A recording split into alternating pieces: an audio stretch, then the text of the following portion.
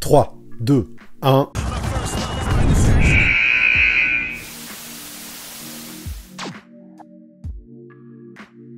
Salut à tous, comment ça va en ce mercredi? Ce mercredi, je le dis à chaque fois, mais vous avez l'habitude, maintenant, c'est le jour des best-of de live Twitch en mode Crystal Ball.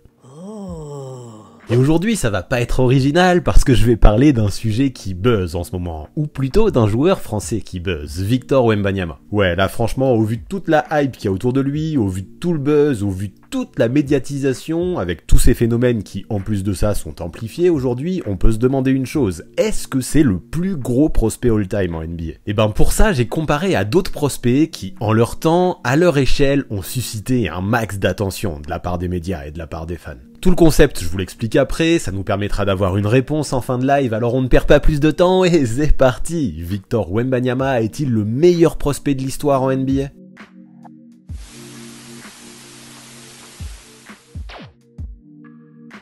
Aujourd'hui, j'ai eu envie de faire un focus sur Victor Wembanyama, mais pas que. En même temps, je me disais que c'était bien le moment. En fait, là, avec les 2 matchs que Victor a joué à Vegas contre la In-Night Team, je me suis rendu compte qu'il y avait une hype presque jamais vue autour de lui pour un prospect.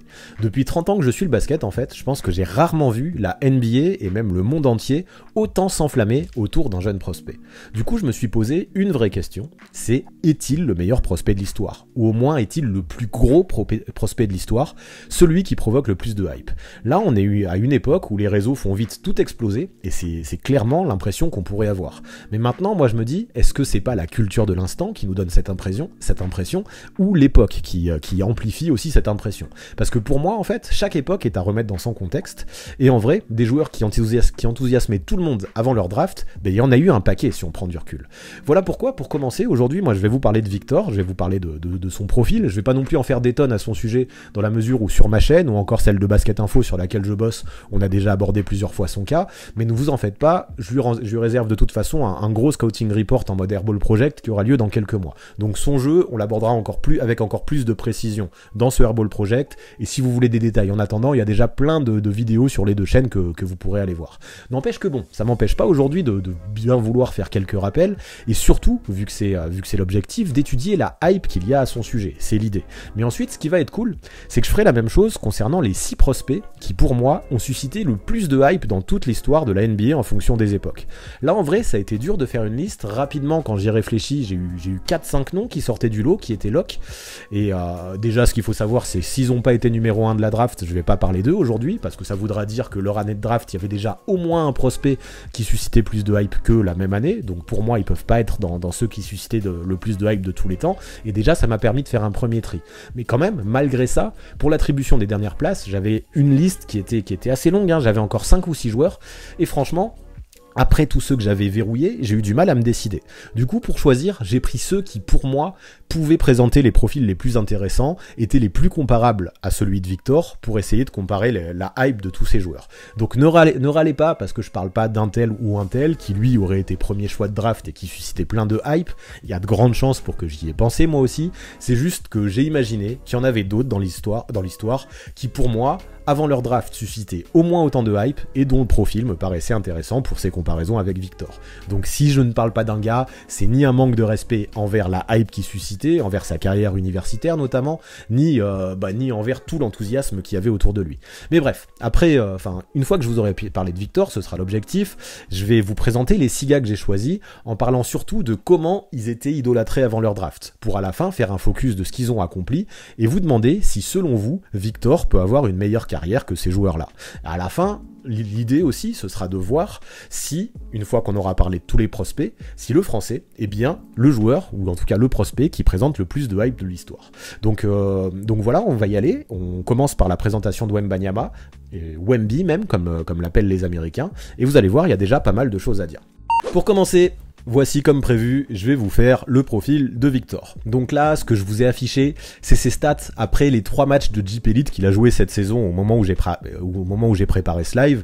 On aurait pu parler bien sûr des dingueries qu'il a faites à Vegas, où il a tourné à plus de 36 points de moyenne sur les 2 matchs qu'il a fait là-bas, mais vu que c'était des matchs exhibition, même si ce qu'il a fait ça a été incroyable, ça me semblait plus juste de ne prendre en compte que les matchs compétitifs de Jeep Elite, et déjà, on se dit que tourner à de tels chiffres au milieu de joueurs pros et expérimentés, c'est déjà extrêmement lourd, hein. Plus de 17 points et 8 rebonds par match à 18 ans en tant que professionnel, c'est très fort. Donc déjà, ce qu'il faut savoir concernant Victor, c'est que malgré toutes les propositions de gros clubs qu'il a eu en étant jeune, comme Barcelone notamment, où il a fait un essai, mais lui, il a décidé de rester en France, en passant par Nanterre, là où il a été formé, et il y est resté de nombreuses années, mais aussi l'INSEP, l'Asvel la saison dernière, et maintenant les Metropolitans de Paris-Levallois.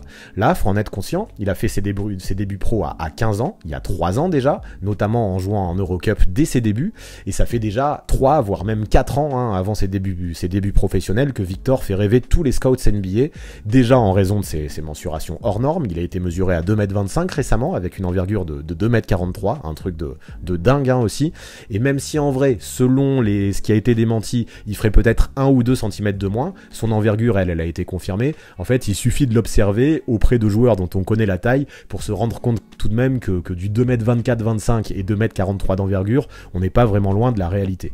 Sauf que bon, c'est pas juste un géant lambda, et ceux qui pensent qu'il est là que grâce à sa taille et ses mensurations se trompent vraiment. Si ça avait été le cas, il aurait pas déjà été élu 2 fois meilleur espoir du championnat de France, il aurait pas non plus été élu dans le meilleur 5 du championnat du monde du 19 en 2021, lui qui a clairement éclaboussé toute la compétition de son talent, parce que ouais, Victor, en fait, c'est un profil de joueur de basket jamais vu. Il a la mobilité, le dribble et le shoot d'un arrière, ou au moins un ailier, et la présence défensive d'un protecteur de cercle qui est élite, qui en plus, grâce à sa mobilité et ses membres immenses, peut se permettre de switcher sur pas mal de postes, parce que c'est simple, hein, quand il défend à l'intérieur, il lui suffit de 2 grands pas pour revenir en close-out sur un shooter.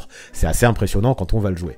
LeBron récemment, hein, lui qui fait lui aussi partie des plus gros prospects all-time, hein, on en parlera, a dit qu'il était même pas d'accord pour le classer parmi les licornes, Victor, parce que pour lui, Wemby, il est au-delà de ça, c'est un réel ovni, hein, je reprends ses mots. Limite, on a l'impression que c'est un Frankenstein player comme je l'ai créé à l'époque. Si on parle de lui aujourd'hui comme ça, c'est qu'en fait, c'est un prospect potentiellement générationnel, comme on en a peut-être vu jamais, en fait, comme on a peut-être jamais vu auparavant. Le mec, en fait, il peut juste peser dans tous les secteurs du jeu. Comme on l'a dit, c'est déjà un défenseur élite, mais en attaque, c'est lourd aussi, hein, ce qu'il peut faire. Il peut limite dunker sans sauter, il peut rattraper toutes les passes lobées du monde, ça fait qu'il est une cible privilégiée pour tous les passeurs. Il peut aussi scorer des tonnes de points sur rebond offensif, et surtout, c'est ça qui est très fort, il peut créer son tir, il peut balancer des pull-ups de façon extraordinaire, et en même temps, quand il sort un fade-away ou un step-back, qui est capable de le contrer? Son tir part de tellement haut que c'est complètement indéfendable. Le mec, en fait, en plus d'être un freak de la nature, il a un toucher phénoménal, et c'est ça qui fait qu'il y a tant de hype autour de lui aujourd'hui. Ajoutons à ça qu'il dribble très bien, qu'il peut sans souci remonter le terrain avec le ballon, qu'il peut partir en contre-attaque, mais aussi distribuer grâce à un réel sens de la passe, et clairement, il a tout le package. Bon, bien sûr, encore et toujours, reviennent les questions sur son physique, qui sont très fréquentes, et même si de ce côté-là, il a pris du poids, et il s'est bien développé ces dernières saisons, des fois, je dois l'avouer, c'est un mec qui peut se faire bouger au rebond sur ses box-out. Ses écrans des fois sont pas forcément assez solides sur pick and roll aussi pour vraiment se libérer derrière et libérer le porteur de balle. Il peut aussi commettre encore des fautes évitables, mais bon, tout ça, ça montre aussi qu'il a une marge de progression et il y a quand même des éléments qui laissent penser que ça pourra venir avec le temps, en tout cas à mon avis. Là, il faut savoir aussi qu'il est entouré par les meilleurs nutritionnistes et les meilleurs préparateurs qui ont été trouvés autour de lui, qui font en sorte qu'il puisse se développer au mieux, qu'il puisse prendre du poids, prendre du muscle, sans pour autant perdre en explosivité et en mobilité. Et déjà, on l'a vu récemment lors des 2 matchs à Vegas contre la Ignite Team, ça porte vraiment ses fruits, et tout ça, c'est encore très enthousiasmant. En fait, il faut se rendre compte que si la hype était déjà folle autour de Victor avant qu'il aille là-bas, depuis son passage à Vegas, elle a définitivement explosé. Il a fait un match à 37 points, un autre à 36, il a pris beaucoup de rebonds, il a fait des gros contres, et avec des highlights de fou, des moves d'extraterrestres, et tout ça, ça lui a valu les louanges de toute la sphère NBA. En fait, de Adam Silver à LeBron James, en passant par Stephen Curry, tout le monde avait son mot à dire sur Victor Wembanyama, et les gens, ils y allaient pas avec des pincettes, hein. Ils confirmaient que c'était un phénomène jamais vu. Tout le monde semble se rendre compte du problème qui va devenir pour ses adversaires une fois qu'il arrivera dans la grande ligue. En fait, on avait Scoot Henderson qui est prévu, lui, en numéro 2 à la draft 2023, derrière Victor, qui a bien assuré au match 1, avant de se blesser au match 2, mais il a complètement été effacé par le talent du joueur français. En fait, il faut se rendre compte aussi que quand Victor entrera en NBA, à moins que Taco Fall retrouve un contrat, il sera le plus grand joueur dans un effectif, mais sûrement pas le moins mobile, le moins skillé ou le moins explosif. En fait, sa mobilité et son agilité, elle a rien de comparable avec celle de Boban Marjanovic ou Kristaps Porzingis, par exemple, qui en ce moment sont les deux plus grands joueurs NBA. Victor, en fait, il semble un cran, voire plusieurs crans au-dessus de ces deux mecs en termes de skills. Donc on peut ajouter à ça l'XP qu'il a pu développer en jouant en tant que pro ces 3 dernières années, et l'avantage qu'il a vis-à-vis des autres qui, eux, sont arrivés pour la plupart en NBA en sortant de la fac ou du lycée. Et ça en fait des choses, à mon avis, qui vont dans son sens, qui disent peut-être pas déjà qu'il est le plus gros prospect all-time, mais qui clairement montrent qu'il est un de ceux qui provoque et qui suscite le plus de hype. En fait, aujourd'hui, il ressemble à un joueur qui est cheaté, qui a été créé sur 2K sans limite de VC, et rien qu'en sachant tout ça, on peut se rendre compte de tout ce buzz qu'il est en train de créer, mais aussi de la carrière qui pourrait se construire. Là, en fait, on a déjà un paquet d'équipes qui veulent tanker pour s'assurer de ses services, et ça faisait longtemps que j'avais pas vu ça à ce point en NBA, au moins depuis LeBron James, et ça montre encore une fois toute cette hype qu'il y a autour de lui. Donc attention maintenant quand même, encore un bémol aux blessures, parce que même si jusque-là il a rien connu de vraiment grave, on a un Wembanyama qui enchaîne un petit peu les pépins physiques depuis quelques saisons, on le sait, une saison NBA c'est intense, ça demande beaucoup d'efforts, et on ne peut que souhaiter que son corps tienne la route. Maintenant ça devrait aller, justement, vu comment il est entouré, vu comment il est préparé, et je pense que jusque-là on a surtout été très précautionneux avec lui, et on l'a sorti dès qu'il y avait un petit souci. Cependant, des destins brisés qui suscitent la hype, Greg Oden le premier, je rappelle qu'il suscitait tellement de hype qu'il a été drafté avant KD, on en connaît, et on peut que souhaiter à Victor qu'il reste le plus éloigné de l'infirmerie possible durant la suite de sa carrière, afin de se créer la meilleure carrière possible, justement. Mais bref, là je vous ai pas mal parlé de Victor, mais afin de se rendre compte de toute cette hype et de voir à quel point elle est comparable aux autres prospects dans l'histoire, il faut aussi parler des 6 autres gars que j'ai choisis, et qui eux aussi étaient déjà promis à d'énormes choses avant leur draft. Alors, pour les comparaisons, je commence dans l'ordre alphabétique, encore une fois j'ai classé tous les joueurs par ordre alphabétique, avec Lou Alcindor, comme il s'appelait à l'époque, et qu'on connaît mieux sous le doux sobriquet de Karim Abdul-Jabbar. Bon, malheureusement, comme vous le voyez, il y a des trous dans ses stats à la fac, parce que dans les années 70, on récoltait pas autant de données qu'actuellement. Et avec lui, avec Karim Abdul-Jabbar, enfin Lou Alcindor, il faut être conscient qu'on parle probablement du meilleur joueur NCAA de tous les temps. Et les choses qu'il a faites en seulement 3 ans à UCLA ne seront probablement jamais refaites. À mon avis, il gardera ce titre honorifique de GOAT de l'université toute sa vie, parce que maintenant, on est dans une époque où les meilleurs prospects pratiquent tous le one and done, et voilà, faire ça en 3 ans, je pense qu'on ne reverra jamais ça. Mais en vrai, si on parle beaucoup de sa carrière à la fac, il faut se rendre compte que tout avait déjà commencé au lycée pour Alcindor, du côté de New York, où il a remporté 3 championnats d'état de suite, tout en permettant à sa team d'enchaîner une série, à cheval sur plusieurs saisons, de 71 wins consécutives, et déjà c'est un truc de grand malade. En arrivant à UCLA, vous l'avez compris, même topo, du haut de ses 2m16, on avait un pivot qui était complètement inarrêtable, et même si en grande partie à cause de sa domination, on a interdit temporairement le dunk à la fac, Abdul-Jabbar, enfin Alcindor, à chaque fois je vais dire les deux, a pu développer une arme létale et incontrable qu'on appelle le skyhook, cette espèce de bras roulé qui part à quasiment 3 mètres de haut, que déjà il maîtrisait des 2 mains, même à une distance de 4-5 mètres, c'était complètement létal. Lui aussi, en termes de skills et de mobilité, c'était déjà un sacré phénomène, c'était pas juste un phénomène physique, c'est pour ça que je trouvais ça intéressant de le comparer à Victor, même si clairement il faisait partie de mes locks, parmi les prospects avec le plus de hype all time, et il faut savoir qu'à une époque où la diffusion et la médiatisation du basket étaient vraiment pas les mêmes qu'aujourd'hui, ce qui était vraiment intéressant avec lui, c'est qu'il faisait déplacer toutes les foules de tout le pays à chaque fois qu'il jouait quelque part. En fait, les salles étaient pleines à craquer de curieux qui étaient pressés de voir l'OVNI qu'il était, et il y avait intérêt à prendre son billet bien longtemps à l'avance si on voulait le voir jouer dans ces salles universitaires. Parce que ouais, même si jusque-là j'ai surtout parlé de l'attaque, il faut être conscient qu'en défense aussi, Alcindor c'était un monstre. En fait, je regrette de pas avoir les données concernant ses contres, mais de ce que j'ai lu, le nombre de ballons qui déviaient par rencontre était juste insane. En fait, c'était limite impossible d'aller lui scorer sur la tronche, et en conclusion, globalement, ce qu'il a fait à la fac, c'était largement à la hauteur des attentes, et ça les a même sûrement dépassés, alors que pourtant, à la fin du lycée, on prédisait déjà que ce serait un grand en NCAA. En étant élu 3 fois MOP en 3 ans de fac, et en remportant le titre NCAA à 3 reprises, Karim a montré que c'était non seulement un joueur individuel énorme, mais aussi un winner absolu. Avec les Bruins du CLA, il a terminé une saison sur un bilan exceptionnel de 30 victoires pour 0 défaite. Il a terminé la fac avec un bilan global de 88 victoires pour 2 défaites seulement. C'est réellement incroyable. Et là, j'imagine que vous commencez à capter à quel point il était dominant, mais à quel point il était attendu en NBA, et à quel point il y avait une hype folle autour de lui. Évidemment, ensuite, il a été le first pick de la draft 1969, sans aucune surprise, on s'y attendait, et il a réalisé une carrière NBA à la hauteur des attentes placées passé en lui là encore. Il est passé par les Bucks et les Lakers et il détient l'un des palmarès les plus fous de l'histoire. Hein. On le sait tous, c'est le meilleur scoreur all-time en carrière, mais il a aussi remporté le trophée de Rookie of the Year en 1970. Il a eu 6 bagues de champion, 6 trophées de MVP, 2 de MVP et des finales. Il a eu 19 sélections All-Star, 15 dans les All-NBA Team, 11 dans les All-Defensive. Et c'est pas tout, il a aussi été 2 fois meilleur scoreur de la saison, 4 fois meilleur contreur, une fois meilleur rebondeur. Et là, ça commence à faire des distinctions à l'appel. Comme quoi, il y avait une énorme hype pour Alcindor avant qu'il arrive en NBA. Et tout simplement, c'est devenu l'un des meilleurs joueurs que la Grande Ligue n'ait jamais connu. Son palmarès, comme je l'ai dit, parle largement pour lui. Donc maintenant que vous savez tout ça, et maintenant que vous arrivez à mesurer la hype qu'il y avait autour de Lou Alcindor, Karim Abdul-Jabbar, avant son arrivée en NBA, et que vous connaissez la carrière qui s'est construite ensuite, est-ce que vous pensez que Victor puisse avoir une meilleure carrière que Lou Alcindor? Même si je ne le cache pas, je pense que ça va être difficile. Mais bon, on va lancer un sondage parce que je suis curieux d'avoir votre avis. Donc pour ce qui est de comparer la future carrière de Victor Wembanyama et celle de Karim Abdul-Jabbar, évidemment, vous êtes une grande majorité à penser que Victor ne fera pas une aussi grande carrière que celle de Karim. Et pareil, j'aurais répondu non aussi. C'est beaucoup trop précipité et anticipé de dire ça. Karim Abdul-Jabbar, c'est a priori un top 3 GOAT. Il a beaucoup de records, que ce soit individuel ou collectif.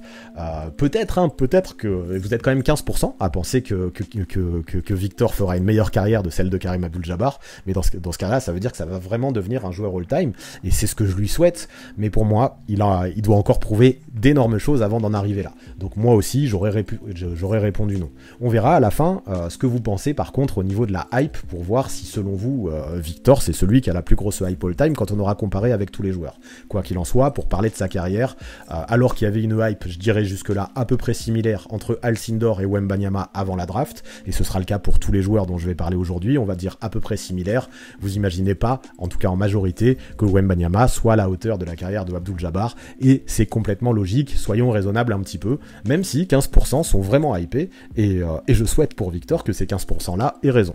Donc on passe maintenant à Patrick Ewing, un autre pivot qu'on a tendance à oublier, mais à sa sortie de Georgetown, il était considéré comme un sacré phénomène pour lesquels les équipes étaient prêtes mais vraiment à se battre pour obtenir ses services.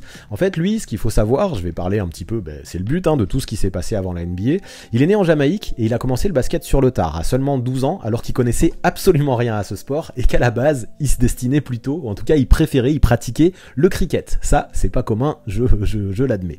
Cela dit, après son arrivée aux États-Unis, avec son physique de bête, vraiment, qui était déjà très costaud, il a largement réussi à s'imposer comme une plaque tournante parmi les prospects des années 80. En fait, dès le lycée, il s'est affiché comme un énorme intimidateur qui était capable de protéger la peinture et de dévier des tonnes de ballons.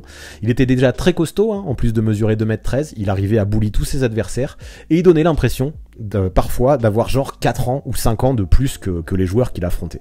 Bien sûr, après, du fait de son manque d'expérience et du fait qu'il ait commencé le basket tard, il était un peu brut, un peu raw dans certains domaines, et beaucoup se moquaient de lui, en fait, parce qu'il avait un accent jamaïcain qui était marqué, il avait un certain retard scolaire aussi, sur lequel on le bâchait beaucoup. N'empêche que quand il arrivait sur le terrain, avec son physique de déménageur et ses qualités athlétiques, tout le monde fermait sa bouche et allait directement se cacher. Et tout comme Karim, lui aussi, il a mené sa team de high school du Massachusetts à 3 reprises jusqu'au titre de son état. Comme quoi, dès le lycée, lui aussi, c'était un sacré phénomène. C'est après ça que le légendaire coach de Georgetown, John Thompson, a décidé de le prendre sous son aile à la fac et d'en faire vraiment un tueur. Il l'a vraiment formé dans tous les domaines pour devenir une légende, parce qu'avec lui, il a taffé tous les fondamentaux. Il lui a permis de développer un petit turnaround jumper qui était super efficace à mi-distance, qui était quasi impossible à contrer aussi, et qui plus tard en NBA est devenu sa signature. Et ça a permis à Ewing, dès sa saison freshman à l'université, d'être un titulaire indiscutable dans une grosse fac, ce qui à l'époque était très rare. D'autant plus pour un joueur si peu expérimenté dans le basket, qui avait commencé si tard, ça montre aussi le gros level qu'il avait. Il a mené les Hoyas de la tête et des épaules pendant toute sa saison freshman, jusqu'à obtenir un seed 1 pour la March Madness. Tout ça dès sa première saison, je le rappelle, c'est très très fort. Et Georgetown, sous sa houlette, a même atteint les finales, mais dû s'incliner dans un match thriller qu'on connaît tous parce qu'il a été conclu par un game winner de Michael Jordan. Mais 2 ans plus tard, il se rattrape parce que cette fois-ci, il obtient le titre. Il est élu MOP justement du Final Four et il a dominé les Cougars de la Juwan justement en finale pour remporter le championnat NCAA. Et déjà, avant d'arriver dans la grande ligue, ça nous fait un joli pédigré pour le grand Pat. Et même si l'année suivante, lors de sa saison senior, il a pas concrétisé en faisant le doublé, il a quand même mené sa team une 3e fois vers les finales universitaires, où les Hoyas ont perdu finalement de 2 petits points face à Villanova, mais il s'en est fallu de peu.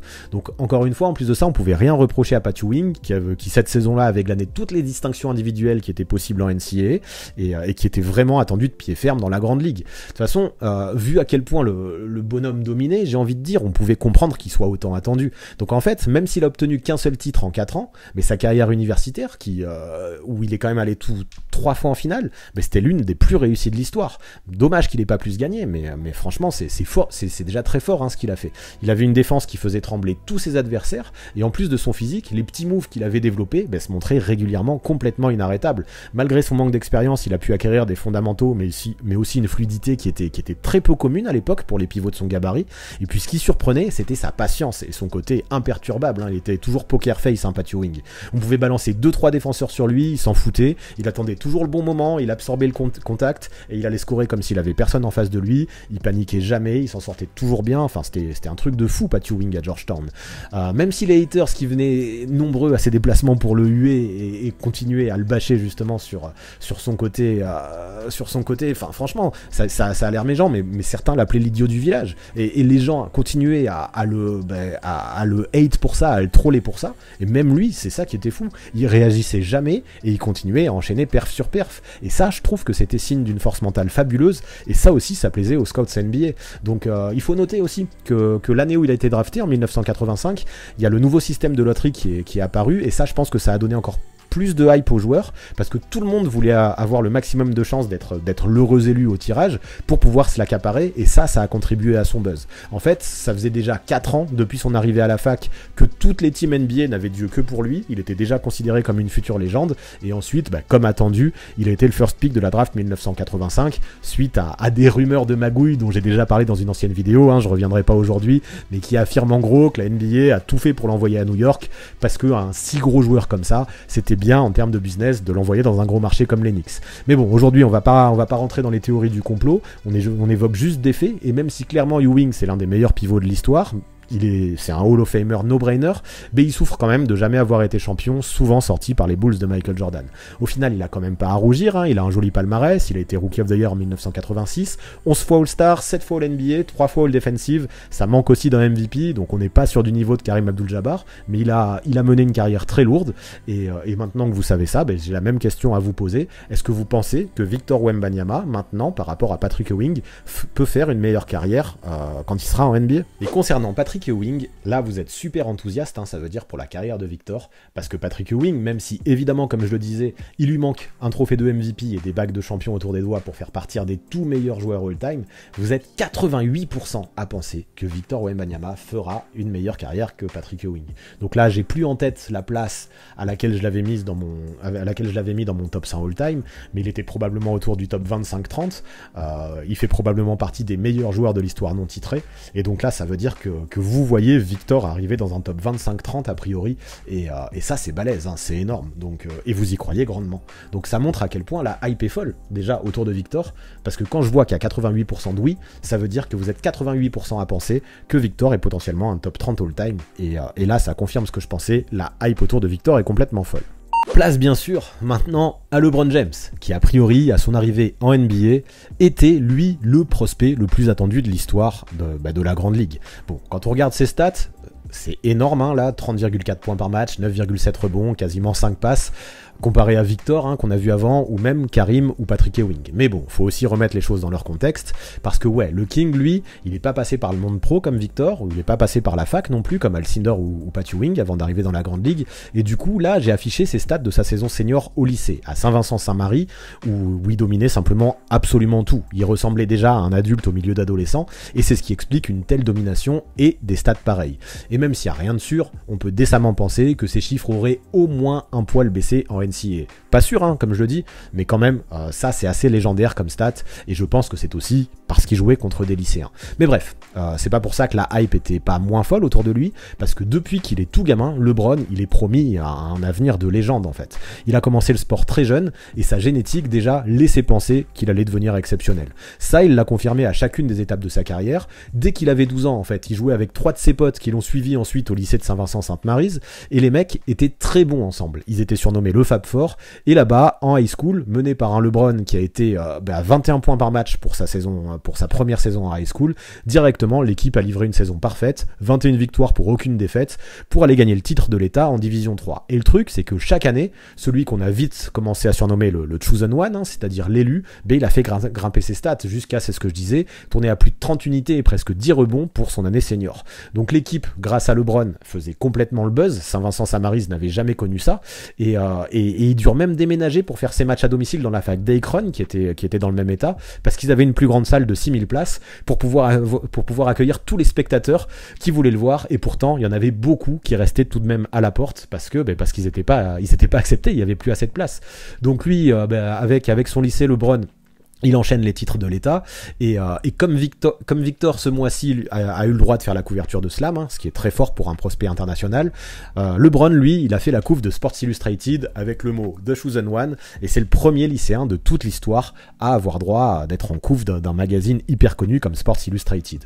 Il faut dire aussi que toutes ces perfs, hein, que ce soit au lycée ou même dans le circuit AAU, c'est le tournoi estival durant lequel notamment il a ridiculisé la sensation du moment qui était Lenny Cook, toutes ces perfs là et cette humiliation, c'était pas passé inaperçu. Il s'est même permis de mettre le game winner face à lui en finale, et là, voir qu'il était capable de faire ça face au mec qui avant LeBron était le plus attendu, ça a provoqué un buzz qui a commencé à être complètement dingue. Donc ensuite, malgré une défaite en finale lors du championnat d'État lors de sa saison junior, hein, c'est-à-dire sa saison 3 au lycée, il a continué son aventure là-bas, même s'il aurait voulu aller en NBA un an plus tôt. Il a demandé une dérogation pour être drafté en 2002 et ça a été refusé. Et du coup, finalement, ça lui a permis de faire une saison 2002-2003 au lycée où il a été complètement scruté par les médias. Lui et son lycée ont commencé à voyager à travers tous les États-Unis pour affronter les meilleurs adversaires possibles et disputer le championnat national. Là, c'était clairement l'apothéose pour LeBron, hein, et pour son lycée, avec des matchs qui étaient diffusés sur ESPN. Ça, encore une fois, pour l'époque, c'était du jamais vu pour des joueurs si jeunes. Et voilà, ça montre vraiment que même sans les réseaux, la hype qu'il y avait autour de lui était complètement insane. Ce qu'il faut savoir aussi, c'est que, et ça je trouve ça complètement fou, c'est qu'il a aussi emmené son lycée en demi-finale de l'État en football américain en tant que receveur. Il faisait partie des meilleurs joueurs aussi de son équipe de foot US, et beaucoup disent qu'il aurait aussi pu être drafté en NFL vu qu'en plus de ça, il y avait pas mal de facs de Division 1, alors qu'il avait même pas joué de sa saison senior parce qu'il voulait se concentrer sur le basket, qui lui offrait une bourse pour aller en NCAA, en foot US. Donc autant dire que tout le monde du sport avait les yeux braqués sur LeBron. Comme pour Victor, en NBA, beaucoup d'équipes tankaient pour avoir une chance de drafter la machine qu'il était, parce que oui, non seulement il avait un physique d'une puissance exceptionnelle pour un ailier, alors ça n'a rien à voir avec les mensurations de Victor, mais son physique de tank, ça impressionnait déjà tout le monde, comme je disais, il était déjà NBA ready, il avait déjà un physique d'adulte, et en plus de ça, il possédait une maturité et une science du jeu qui était complètement hallucinante pour son âge, même si on ne pouvait pas vraiment se faire un avis réel dans la mesure où il était ni passé par la NCAA, ni passé par le monde pro. Mais comme quoi, sa domination au lycée, elle était pas volée, vu comment ensuite il a dominé en NBA. En fait, comme je disais pour pas mal d'autres, hein, c'est un mec qui donnait l'impression d'avoir 3-4 ans d'avance, et malgré les controverses qu'il a connues, parce qu'il a reçu quelques cadeaux, ou même il a utilisé un peu de weed aussi, et on aurait pu penser que ça allait entacher le buzz qu'il y avait autour de lui, mais pas du tout. On a vite oublié ça, et bien sûr qu'on l'a drafté en numéro 1 en fait, parce que avec LeBron on avait un mec qui raflait tous les trophées individuels possibles, qui collectionnait les distinctions de Mr. Basketball, et pour tout le monde c'était juste le next big thing, celui qui allait prendre la relève définitivement après Michael Jordan, quoi. Donc jamais dans l'histoire a priori la hype n'avait été folle autour d'un prospect, et dès que ce fut possible, tous les sponsors se sont mis à le harceler pour s'octroyer ses services et faire la pub des marques, quoi. Au final, en fait, il a fait 82 matchs de lycée, le King, et il a connu qu'une seule défaite. C'est complètement dingue, et ça aussi, c'est balèze, quoi. Donc ouais, et comme je disais, en plus de ça, après sa seule défaite, on a le Chosen One qui a réussi la saison de sa vie et qui a boosté toutes ses stats, et en menant son lycée jusqu'au classement numéro 1 du pays. Donc ouais, LeBron, comme tous ceux que j'aborde aujourd'hui, comme je disais, évidemment, il a été choisi avec le first pick. historique. Pour lui, c'était lors de la draft 2003. Et même si on a un Richard Jefferson qui a récemment dit que s'il y avait eu Victor dans sa QV, le King aurait probablement été drafté numéro 2, ça ce sera impossible à vérifier. On ne peut que dire que LeBron James faisait un buzz phénoménal. Quoi qu'il en soit, clairement, il a connu une carrière ensuite à la hauteur des attentes, et même plus, vu qu'il est en discussion pour le GOAT, tout comme Karim, d'ailleurs, selon certains. Là, il n'a pas encore fini son immense carrière, donc impossible vraiment de le classer définitivement. Donc même s'il s'approche de la fin, là, vu qu'il entame sa 20e saison, il est quand même en course pour dépasser le record historique de points all-time de Karim Abdul-Jabbar, dont on parlait tout à l'heure. Il a déjà 4 titres NBA, 4 MVP des finales, 4 MVP. Il a aussi 18 sélections All-Star, 18 All-NBA, 6 All-Defensive. Il a été Rookie of the Year aussi, bien sûr, en 2004. Quoi d'autre? Ouais, il a été aussi meilleur scoreur de la Ligue en 2008, meilleur passeur en 2020. Donc il est super polyvalent, comme je disais, un physique de fou, une intelligence de dingue et un palmarès de fou furieux qui sera évidemment très difficile d'égaler. Donc cette question, je vous la pose pour la forme, parce que je la pose pour tous les joueurs aujourd'hui. Et donc, est-ce que, sachant tout ça, vous pensez que Victor pourrait se construire une plus belle carrière que le King, en gros, c'est-à-dire devenir le GOAT, ou presque? J'ai hâte de voir vos résultats. Et effectivement, comme attendu, vous êtes quand même une grande majorité à penser que Victor ne fera pas une meilleure carrière de LeBron. Mais ce qui m'étonne, en fait, c'est que vous êtes seulement 86% finalement à penser que Victor ne fera pas une meilleure carrière que LeBron. Donc vous êtes quand même 14%, et ça je trouve ça dingue, mais encore une fois, seulement 14%, ça montre à quel point la hype est forte pour Victor, parce que 14% d'entre vous, vous pensez que Victor peut être en discussion à la fin de sa carrière pour être le GOAT. Bon, c'est super anticipé, je vous rejoins pas forcément, je pense qu'il va falloir qu'il prouve encore pas mal de choses, mais waouh, je me demandais, franchement, si la hype autour de Victor était si folle, mais là, quand je vois que 14% d'entre vous pensent que potentiellement il peut être en discussion pour le GOAT, ça confirme ce que je pensais en tout cas avant ce live. Allez, on enchaîne, et premier prospect international du jour après Victor, vu que Pat Ewing il est plutôt considéré comme américain que comme jamaïcain, vu qu'il a été dans la Dream Team, voici Yao Ming, qui lui, à 20 ans, en Chine, il suffit de regarder, avait juste des statistiques de fou furieux. Ouais, c'est pas la peine de cligner des yeux là, ou de penser que j'ai fait une erreur. On avait un gars qui tournait bien à plus de 32 points, 19 rebonds et 4 contres de moyenne, une domination complètement dingo. Bon, après, sans aucun disrespect pour le championnat chinois, encore plus dans les années 90, où c'était la fin des années 90 quand Ming y était, le niveau est loin de ce que l'on peut connaître dans d'autres ligues du monde. Et ça explique au moins partiellement qu'il avait des chiffres, les raisons pour lesquelles il avait des chiffres aussi exceptionnels. Donc lui aussi, clairement, a été beaucoup aidé par son physique, vu que dès sa naissance, il mesurait et pesait le double des bébés habituels. Ça m'a fait marrer dans mes recherches quand j'ai lu ça. Apparemment, on avait un bébé avec des mensurations 2 fois plus importantes que celles de d'habitude, et déjà, il était promis à une destinée de géant. Et c'est ce qui s'est passé, vu que adulte, le joueur chinois culminé à 2,21 m. Et lui aussi, en fait, ce qui dénotait, pour l'époque, malgré sa taille, c'était son habileté. En fait, dans les années 90 et 2000, bien plus que maintenant, on avait l'habitude de voir des grands big men, mais plutôt lents et surtout incapables de s'écarter. Yao, lui, même si dans la NBA moderne c'est devenu beaucoup plus courant, c'était un mec qui était beaucoup plus agile et beaucoup plus mobile que le big man lambda. Et il avait même un petit shoot de loin qui faisait de lui un incroyable phénomène. En fait, à seulement 13 ans, il a rejoint l'équipe junior des Shanghai Sharks, qu'il a plus jamais quitté jusqu'à sa draft. À 17 ans, on lui a donné sa chance avec les seniors, et très vite, il s'est fait sa place, jusqu'à atteindre les stats énormes que j'ai affichées sur le visuel. Il lui a pas fallu longtemps pour tout exploser dans un championnat professionnel, même si c'était le championnat chinois. En fait, sous sa houlette, l'équipe a atteint la finale, puis a gagné le titre l'année suivante, donc très rapidement, il a amené son équipe très haut, et aux US, ce qui s'est passé, et ça c'était très rare pour un prospect international, encore plus pour l'époque, tout le monde s'est plus mis à parler que de lui. Il faut dire aussi que l'année du titre, en play-off, c'était encore pire ses stats que celles que j'ai affichées sur la saison. Il a tourné à 39 points et 20 rebonds de moyenne. Alors ça encore, c'est un truc de grand malade. Et même si, comme je disais, le championnat chinois n'était que peu coté, peu importe. Avec une domination pareille, tout le monde était certain que le géant pourrait dominer partout, dans toutes les ligues, à tous les niveaux. Ce qu'il faut se dire en plus de ça, c'est qu'il tournait à plus de 70% au tir, et que lors d'un match de finale, le mec a quand même sorti un 21 sur 21. Il a rien raté, et il a dépassé les 40 points. C'était vraiment du jamais vu, une propreté, une efficacité, une domination. Personne n'arrivait à défendre sur lui. Trop grand, trop costaud, trop habile, il avait vraiment trop de skills. Donc très vite en Chine, c'est limite on pouvait s'y attendre, il a été considéré comme un dieu vivant, et toute la ferveur qu'il obtenait dans son pays a sûrement encore plus amplifié l'énorme hype mondiale qui s'est mis à y avoir autour de lui.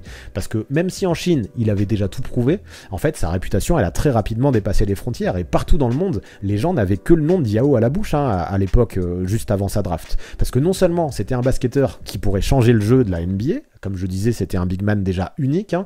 On parlait de Yao Ming comme un mec qu'on n'avait jamais vu, avec un physique et une habileté jamais vue. Ça ressemble beaucoup à Victor, hein, c'est pour ça. Il n'était pas dans mes locks au début, Yao Ming, mais c'est parce que j'ai trouvé la comparaison intéressante que je l'ai mis.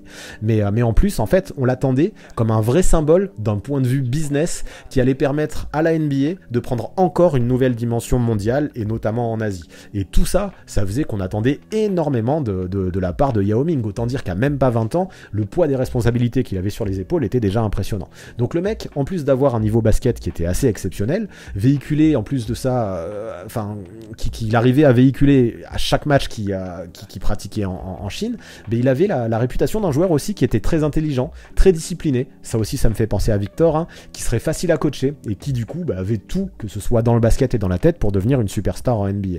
En fait, pour la première fois, les scouts américains s'étaient déplacés en masse en Chine pour le voir jouer, et ça montrait que le niveau de Yao Ming avait vraiment provoqué une avancée significative juste grâce à son niveau basket et à ses dispositions mentales. Parce que, au vu de ses performances exceptionnelles, on se rendait compte qu'il décevait jamais.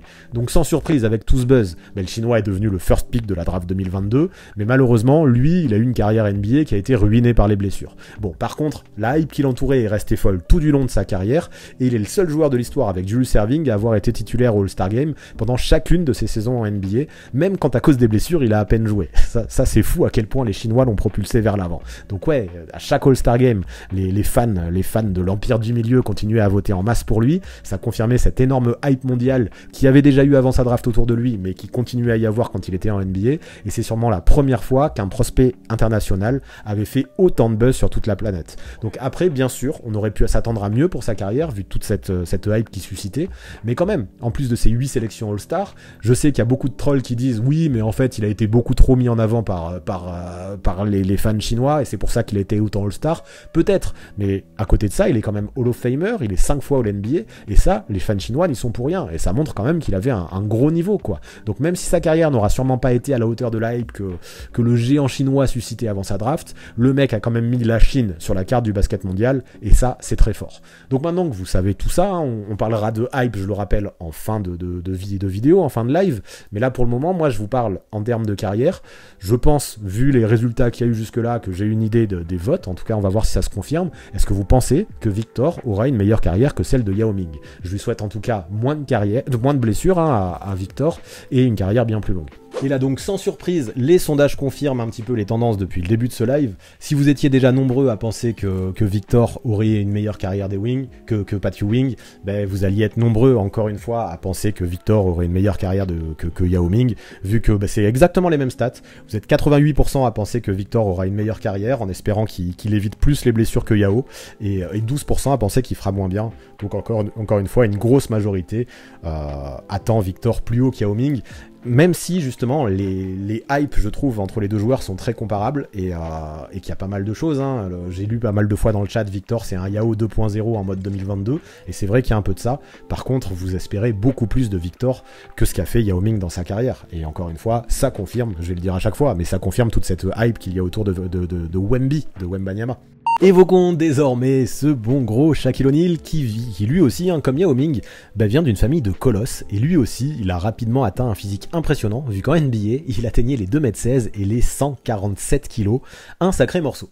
À 13 ans, il mesurait déjà 2 mètres, il squattait tous les playgrounds qu'il fréquentait, du Texas jusqu'en Allemagne, en suivant la carrière de son beau-père, hein, qui était militaire, et qui était localisé notamment dans une base allemande, et après le lycée, où finalement, au vu de ses voyages, il a pas trop fait le buzz, il a décidé de s'engager en Louisiane, avec la fac de LSU, notamment grâce à Dale Brown, qui était coach et qui lui avait fait l'effort d'aller le voir déjà des années plus tôt en Allemagne, dans la base militaire de son père, pour lui dire qu'il comptait sur lui à l'avenir, et je pense que c'est une des grandes raisons pour lesquelles le gros Shaq a choisi LSU. Et ça montre quand même que même s'il faisait pas le buzz au lycée à cause de ses voyages et de sa présence qui était divisée entre le Texas et l'Allemagne, mais beaucoup avaient déjà un œil déjà bien placé sur Shaq et sur son physique de mammouth. Donc là, le moins qu'on puisse dire, c'est que ces mecs-là, ils avaient plutôt raison, parce que à la fac, Shaq, on a un O'Neal qui a remporté tout un paquet de distinctions individuelles, et en 91, pour sa deuxième année universitaire, il est élu carrément meilleur joueur du pays. Il faut dire aussi qu'avec, c'était pas juste un mec qui était super grand et super lourd, c'était aussi un mec qui sautait très haut, qui avait des qualités athlétiques qui étaient démentielles, qui avait une puissance qui était incontrôlable, hein, personne pouvait l'arrêter, et il était capable de mettre des dunks complètement dévastateurs. Donc il a réalisé sa meilleure campagne pour sa saison sophomore, en atteignant la barre des 27 points et 14 rebonds par match, et franchement, c'était déjà une grosse sensation dans tous les États-Unis et même dans le monde entier, hein. Moi je me rappelle d'avoir lu des articles à l'époque sur Mondial Basket et Maxi Basket quand il était à la fac, et tout le monde l'annonçait déjà comme un mec qui serait drafté très haut et qui aurait une super carrière. Donc dans la fac de LSU, même s'il n'est pas allé jusqu'au bout de son cursus, vu qu'il s'est présenté à la draft à l'issue de sa 3e année, mais clairement, il a marqué les esprits, vu qu'il a battu tout un paquet de records, qu'il a même obtenu quelques années après une énorme statue en bronze, hein, sur le campus, devant le gymnase, et voilà, ça montre aussi à quel point c'était un universitaire exceptionnel. En fait, lui, ce qui faisait sa force, c'était son physique et sa puissance, bien sûr, on aurait pu s'en douter, il n'y a pas besoin d'être Einstein pour deviner ça, mais aussi ses qualités athlétiques, comme je disais, et surtout sa vitesse incroyable, parce qu'il était capable de traverser le terrain en quelques secondes pour aller démolir le panier, il pouvait même faire quelques dribbles, et ça le transformait en véritable boule de démolition. J'ai envie de dire que personne à ce niveau pouvait arrêter, et même en NBA à l'époque on se demandait qui pourrait l'arrêter. D'ailleurs 30 ans plus tard, j'ai toujours pas la réponse, je sais toujours pas qui pouvait arrêter Shaq, quoi, parce que dans la peinture c'était un mec qui était indéfendable, qui était trop fort, trop grand, trop lourd, trop puissant, trop athlétique, qui montait trop haut, et évidemment quand un tel niveau de dégâts, ça a fait le buzz dans tout le pays, dans tous les États-Unis, dans tout le monde entier, même avant sa draft. Donc à ce moment-là, tout le monde savait que l'équipe qui décrocherait le first pick obtiendrait le gros lot et aurait une chance d'un coup de se transformer peut-être en futur contender. Personne n'avait jamais vu une telle bête, un type si puissant, un type si athlétique et si rapide, à tel point qu'il faudrait changer les règles, hein, même pour lui, et réintroduire les défenses de zone qui avaient été bannies en NBA à l'époque, et en fait il était si performant que beaucoup pensent que c'est lui qui aurait dû être dans la Dream Team 92 à la place de Christian Laettner en tant qu'universitaire, et on avoue que ça aurait pas été volé vu comment il dominait individuellement, parce que oui, même si Laettner a plus gagné collectivement avec Duke, Shaq, ça semblait quand même être un autre calibre de joueur qui avait un niveau supérieur, et ça il l'a prouvé ensuite en NBA. Donc oui, on avait un pivot qui vraiment faisait tourner la tête de tous les États-Unis, de toute la NBA, de tout le monde entier, de tous les scouts, de tous les fans. Il a même été engagé après son passage à LSU pour tourner dans Blue Chips, un film excellent, hein, sur le basket que je vous conseille si vous l'avez pas vu, et dans lequel il a fait la connaissance de son futur coéquipier Penny Hardaway, qui lui aussi joue un gros rôle là-dedans. C'est Neon Budo, je crois, le nom de Shaq dans ce film, et j'avais kiffé quand j'étais gamin, et au final, grâce à Shaq, au box-office, alors Blue Chips a fait de très bons résultats, alors que c'était un film qui était finalement peu attendu, et ça encore, ça donne une idée du buzz qui véhiculait, encore une fois. Donc bref, revenons au basket, même si j'aime bien le cinéma, et Shaq, lui, comme prévu, il a été le first pick de la draft 92, et comme prévu, il a réalisé une carrière immense. Tout au long de sa carrière, ça a été une force ultra dominante dans la peinture, un type inarrêtable face à qui il fallait limite envoyer la moitié de l'équipe et faire des fautes pour l'envoyer au lancer franc, hein, ce qui était son péché mignon, mais tout ça lui a quand même permis d'obtenir 4 bagues, 3 MVP des finales. Il a été élu Rookie of the Year en 93, lui aussi, c'était attendu. Il a été élu MVP en 2000. Il a décroché 15 sélections All-Star, 14 All-NBA, 3 All-Defensive, et ça commence à parler sérieusement quand même. À peine 3 ans après sa draft, il emmenait même le Magic, hein. Je vous avais dit que l'équipe qui le drafterait imaginez potentiellement devenir contender, et à 3 ans après sa draft, il emmenait le Magic jusqu'en finale pour la première fois de son histoire. Il a été 2 fois meilleur scoreur en NBA, bien sûr il est Hall of Famer aujourd'hui. Le mec a vraiment un palmarès très très plein. Si clairement il entre pas dans la discussion du GOAT, il apparaît tout de même sans souci dans la discussion, au moins pour être top 10 all time, et ça c'est déjà très lourd, encore une fois, sûrement encore plus que ses 147 kilos. Donc oui, même si sa carrière est sûrement pas à la hauteur de celle d'un LeBron ou d'un Karim, parce que c'est quand même d'une violence absolue, et même s'il n'est pas en discussion pour le GOAT, la carrière de Shaq, je pense qu'elle sera difficile à égaler, même pour un Victor, mais sait-on jamais ce que vous allez dire, parce que je vois bien que Victor, il y a énormément d'enthousiasme le concernant, donc du coup, maintenant que vous savez tout ça, vous connaissez un petit peu toute la hype qu'il y avait autour de Shaq, et aussi la carrière qu'il a réussi à se construire, est-ce que vous pensez que Wembanyama peut se construire une meilleure carrière que Shaq quand il prendra sa retraite? Du coup, encore une fois, ça montre à quel point la hype est folle autour de Victor, je le dis à chaque fois. Bon, vous êtes quand même une majorité à penser, donc 63% à penser que Victor n'aura pas la carrière de Shaquille O'Neal. Mais en fait, 63% c'est peu, vu que vous êtes 37% à penser que Victor va se construire une meilleure carrière que Shaq. Donc vous êtes 37% à penser que Victor finira dans un top 10 all-time. Et vu qu'on essaye d'évaluer la hype des joueurs aujourd'hui, let's go. 37%, ça veut dire plus d'un tiers d'entre vous pense que Victor finira sa carrière dans les 10 meilleurs joueurs de l'histoire. Et waouh, même moi je suis sur le cul de voir de tels chiffres de votre part. Perso, j'aurais répondu non. Mais vu que l'idée c'est d'évaluer la hype aujourd'hui, je voulais vous demander, et ça montre à quel point la hype est complètement dingue autour de Victor. Pour terminer, on va parler d'un joueur plus récent, vu qu'il a à peine commencé sa carrière en vrai, et que son buzz, on s'en rappelle très bien, vu que c'est très, très récent, c'est Zion Williamson.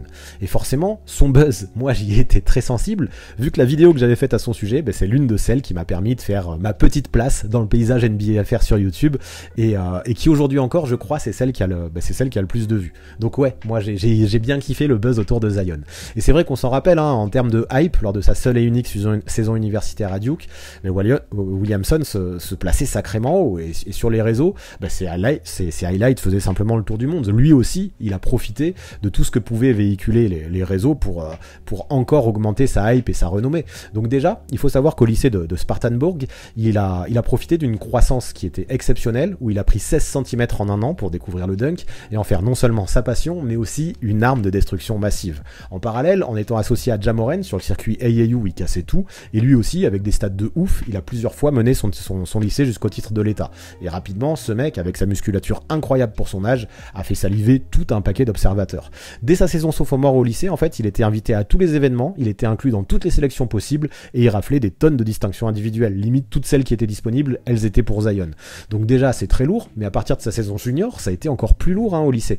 Zion, il atteignait quasiment la barre des 37 points par match, il se retrouvait sous les projecteurs de la scène basket du monde entier, il a fait des matchs à 50 points, d'autres à 20 rebonds, et plusieurs en plus. Il posait sa dizaine de dunks par rencontre, pas à chaque fois, mais c'était régulier qu'il mettait plus de 10 dunks, et en défense, avec sa détente folle, il enchaînait les contres à une hauteur incroyable. Et ça aussi, hein, la violence des contres de Zion et la hauteur, même sur des shoots à 3 points, ça a fait partie des highlights qui ont fait le tour du monde. Donc ouais, lui aussi, à ce moment-là, on avait les joueurs NBA qui parlaient déjà tous de lui, et le summum, ça arrive quand on voit Drake qui porte son maillot au lycée, là justement à Spartanburg, sur un post Instagram. Là encore, pour un joueur qui a pas encore 18 ans, il faut avouer qu'en termes de hype, on se place bien. Le mec, il a été MVP, comme je disais, hein, de tous les tournois auxquels il a participé. Son lycée a continué à tout rafler dans l'état, et même si une blessure au pouce l'avait privé de Jordan Brand classique, tout le monde était conscient que le joueur, c'était pas qu'une machine à highlights, avec son physique unique d'1m98 pour quasi 130 kg, et sa détente sèche d'1m14, mais non, il avait aussi tout pour devenir un joueur exceptionnel,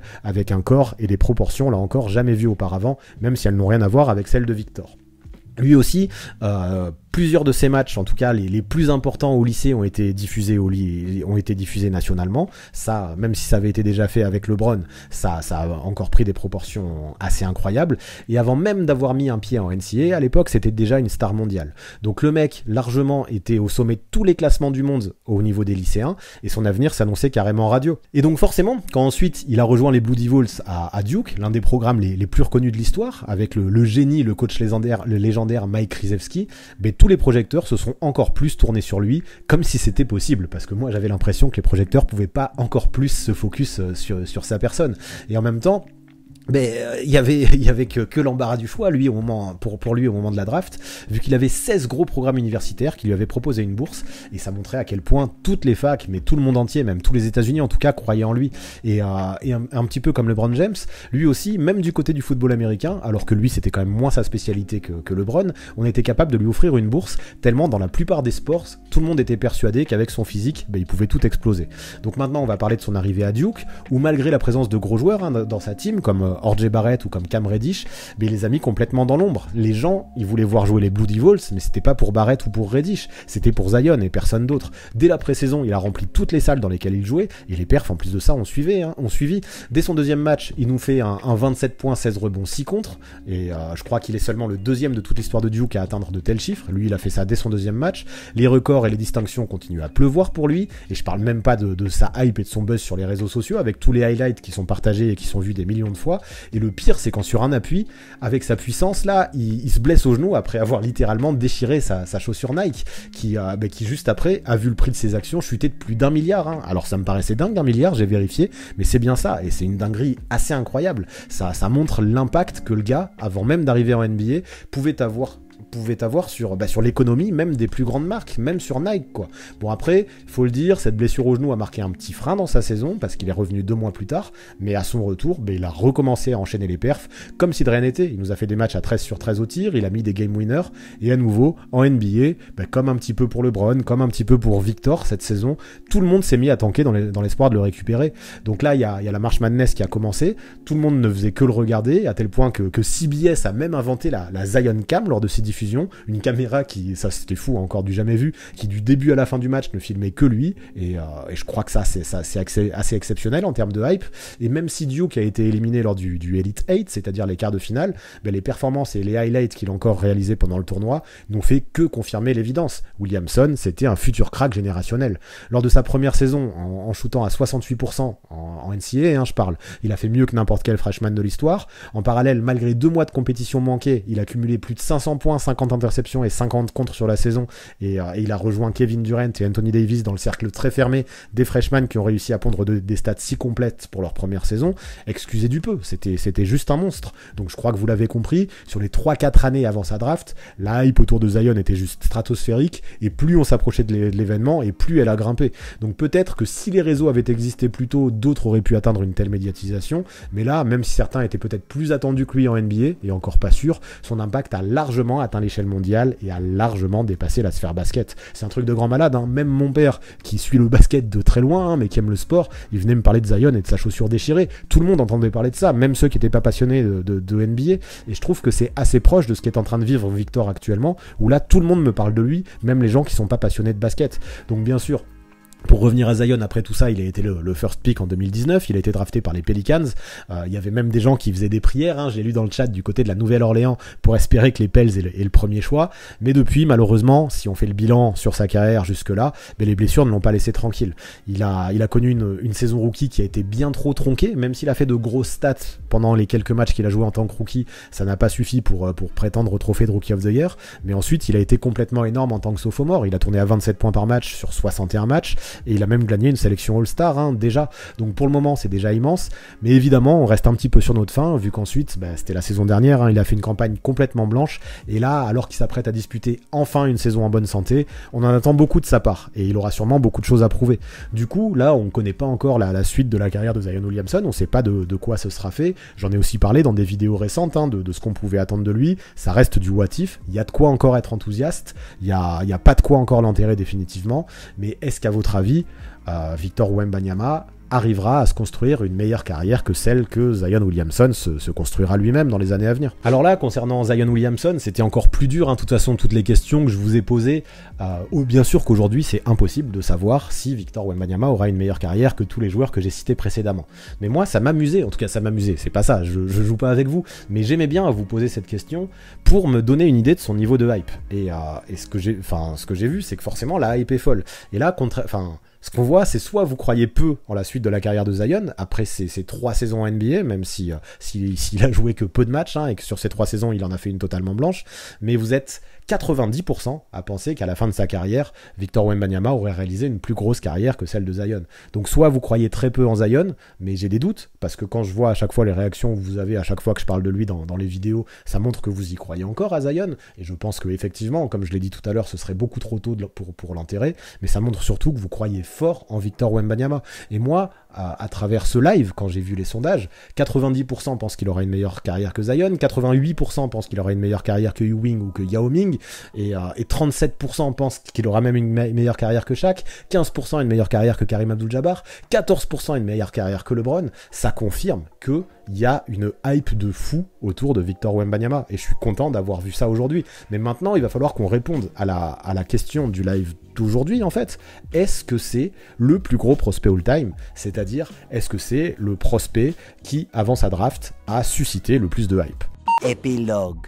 Alors, si on fait le bilan, aujourd'hui, bon, déjà, je vous l'ai dit, pour vous, Victor Wembanyama fera une carrière meilleure que celle de Yao, Ewing et Zion Williamson, et moins bonne que Shaquille O'Neal, Karim Abdul-Jabbar et LeBron James. Et ça me paraît à peu près cohérent. C'est là aussi où je l'aurais situé, sans potentiellement être optimiste. Ewing, j'aurais peut-être hésité encore, mais non, pourquoi pas, le potentiel de Wembanyama peut laisser penser qu'il pourrait avoir une meilleure carrière qu'Ewing, même si évidemment c'est un jeu et c'est très précipité de conclure tout ça, parce que pour savoir à quelle place il se situera dans un top 100 all-time, il va falloir qu'il ait des bagues, plus il a de bagues et plus il pourra monter, il va falloir qu'il ait des MVP, tout ça, enfin tout ça, ça va dépendre de lui bien sûr, mais ça va aussi dépendre des résultats de son équipe, et pour ça il va falloir que beaucoup de planètes s'alignent, le talent peut pas suffire par rapport à tout ça, donc c'est vrai que c'est très anticipé, mais en tout cas vous le voyez un peu au milieu de tous les joueurs que j'ai présentés aujourd'hui en termes de carrière, vu que vous voyez 3 au-dessus et 3 en dessous. Mais maintenant, moi, ma question, c'était, est-ce que c'est le plus gros prospect all-time, et est-ce que c'est celui qui suscite le plus de hype? Et pour ça, on vous a fait répondre à des sondages dans le chat, merci à Jess, modérateur, qui a géré ça, et on va faire un classement. Donc pour vous, parmi ceux que j'ai présentés aujourd'hui, celui qui avait le moins de hype avant sa draft, c'était Yao Ming. C'était Yao Ming, parce que pour vous, Victor Wembanyama, vous étiez 93% à penser qu'il y avait plus de hype que lui. C'est vrai qu'on peut penser ça, mais bon, je trouve que ça se discute, tellement Yao Ming avait de hype. Après, le fait de jouer en Chine l'a sûrement desservi, et je suis assez d'accord pour dire que Victor suscite plus de hype que Yao Ming. Ensuite vient Pat Ewing. Pat Ewing, pour moi, il avait une vraie hype, mais on a tendance à l'oublier, c'est vrai que ses stats universitaires le desservent un peu, elles sont en dessous de tout le monde, peut-être que son manque d'expérience aussi faisait baisser sa hype au moment de sa draft, je suis assez d'accord pour dire que Victor a plus de hype, mais quand même, il arrive devant Yao Ming. Ensuite, pour moi ça c'est la plus grosse surprise, vient Zion Williamson, et moi Zion Williamson, si j'avais dû voter, j'aurais dit qu'il faisait partie des 2 joueurs qui avaient plus de hype que Victor Wembanyama. Pour vous, non, il y a 4 joueurs aujourd'hui en comptant Victor qui suscitaient plus de hype que Zion avant sa draft. Je suis peu d'accord avec ça. Peut-être que certains avaient des doutes déjà concernant son poids. Moi j'en avais peu, parce que à l'époque de Duke, il n'était pas encore autant ruiné et autant victime de blessures. Je lui imaginais un avenir de fou furieux. Pour moi, la hype de Zion était peut-être au-dessus de celle de Victor. Notamment, peut-être que l'argument fatal, c'est la fameuse Zion Cam de CBS qui le filmait du début à la fin d'un match. Mais pour vous, Zion n'avait pas tant de hype que ça, et Victor en a plus que lui. Vient ensuite Karim Abdul-Jabbar, Lou Alcindor. Pour moi c'est pareil, ça se discute avec Victor, je sais pas trop qui j'aurais choisi. J'aurais peut-être mis Victor devant, même s'il faut remettre les époques dans leur contexte, mais les réseaux sociaux en font tellement, et c'est vrai que Lou Alcindor, sa renommée n'avait pas forcément dépassé les frontières des États-Unis, mais c'est aussi que la NBA n'était pas globale comme elle l'est actuellement. En tout cas, Lou Alcindor, il vient lui aussi en dessous de Victor. Vient après Shaq, que vous mettez devant Karim Abdul-Jabbar, mais toujours derrière Victor. Donc ça veut dire que pour vous, Victor déjà est l'un des 2 plus gros prospects all-time, ça va se jouer entre LeBron et Victor. Shaq, tout le monde était conscient de ça, hype aussi, tout le monde est conscient que quand il était fit, quand il était en forme, il était complètement inarrêtable, comme je disais tout à l'heure, une boule de destruction massive qui pouvait tout péter, que ce soit dans la raquette ou en contre-attaque, et qui était très vif aussi, et c'est ça qui faisait de lui un phénomène. Mais pour vous, la hype de Victor était plus grande. Et justement, alors entre LeBron et Victor, qui est-ce qui va gagner? Eh bien, je vous le confirme, c'est LeBron. Victor arrive en 2, parce que vous êtes seulement 18% à penser que Victor, là, actuellement, a plus de hype que ce que LeBron en avait au moment de sa draft. Donc, pour répondre à la question du jour, Victor Wembanyama a une hype énorme, et pour vous, il est probablement le 2e plus gros prospect all-time, en tout cas le 2e qui a le plus de hype dans toute l'histoire, vu que le premier c'est LeBron James, et effectivement LeBron James, le chosen one, l'élu, celui qui a fait la couverture de Sports Illustrated, Slam c'est très bien, mais ça vaut quand même pas Sports Illustrated, le premier lycéen qui a vu ses matchs diffusés à la télévision nationale, je comprends, et ça aussi, moi je suis complètement d'accord, LeBron James, je pense, avait plus de hype que Victor Wembanyama, mais voir qu'il arrive 2e quand même, ça montre que même si Victor n'est peut-être pas le plus gros prospect all-time, selon vous, il arrive à la 2e place. Pour moi, il serait peut-être arrivé un peu plus bas, mais ça montre encore à quel point, vu que vous avez répondu dans le chat, et que c'est la majorité qui a décidé, pour vous, deuxième plus gros prospect all-time, ça montre à quel point il est attendu en NBA, et maintenant, on lui souhaite que de répondre du mieux possible à toutes les attentes que vous placez en lui.